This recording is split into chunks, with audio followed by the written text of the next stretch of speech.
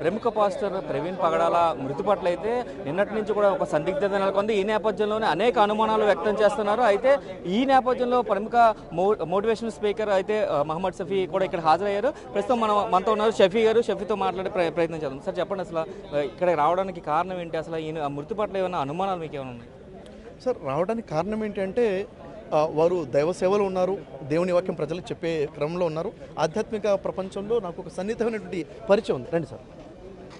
సన్నిహితం నుండి ఎప్పుడైతే విషయం తెలిసానో తట్టుకోలేకపోయాను సార్. యాక్చువల్గా ఇది ఎవరో ట్రోల్ చేస్తున్న విషయం అయితే మంచిగుండు అని అనిపించింది నాకు. ఈ పోస్టర్ చూసిన తర్వాత న్యూస్ చూస్తే అర్థమైంది, లేదు ఇది నిజమే, ప్రమాదవశాత్తు చనిపోయారన్న విషయం తెలిసిన తర్వాత కొన్ని విషయాలు తెలిసి వచ్చాయి. విజయ్ కుమార్ గారి ద్వారా తెలిసిన విషయం ఏంటంటే ఇక్కడ రెండో కోణం కూడా ఉంది. ఇక్కడ నా పన్నాగం ప్రకారంగా ఏదైనా జరిగి ఉండే అవకాశం ఉందన్న విషయం కూడాను ఎప్పుడైతే తెలిసిందో నాకు చాలా బాధ అనిపించింది. అంటే ఇలా కూడా ఒక అవకాశం ఉందా?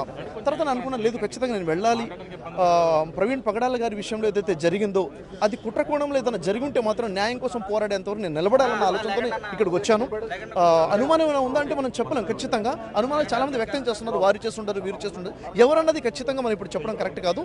అది ప్రమాదంతో యాక్సిడెంటల్గా జరిగింది అయి ఉంటేనే మంచిదని నా మనసు కోరుకుంటుంది. అలా కాకుండా ఇంకేదైనా కోణంలో జరిగి ఉంటే మాత్రము ఖచ్చితంగా మనం అందరం కలిసి మనం పోరాడతాం. ఇంతమంది క్రైస్తవులు, సంఘ కాపరులు అందరూ ఇక్కడ ఏకమై ఉండడం నిజంగా చిన్న విషయం కాదు ఇది. ఎందుకంటే ప్రవీణ్ పగడాల గారి వ్యక్తిగత జీవితం గురించి మాట్లాడుతుంటే నేను విన్నాను.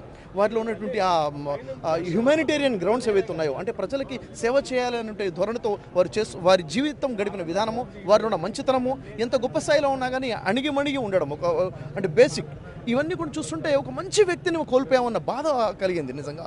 అలాంటి వారు అనేక మందికి రోల్ మోడల్గా ఉన్నారు. ఇది జరగకూడనటువంటి సంఘటన ఇది జరగడం చాలా బాధాకరమైన విషయము. ఇప్పుడు పోస్ట్ మార్టం రిపోర్ట్ కోసం ఏదైతే ఎదురు చూస్తున్నామో అది ఒక యాక్సిడెంట్ అయ్యి ఉంటే తెలిస్తే అది దైవచిత్తం అని మనం తెలుసుకోవచ్చు. పొరపాటున ఏదైనా జరిగితే మాత్రం ఖచ్చితంగా దానికోసం వి స్టాండ్ ఫర్ జస్టిస్.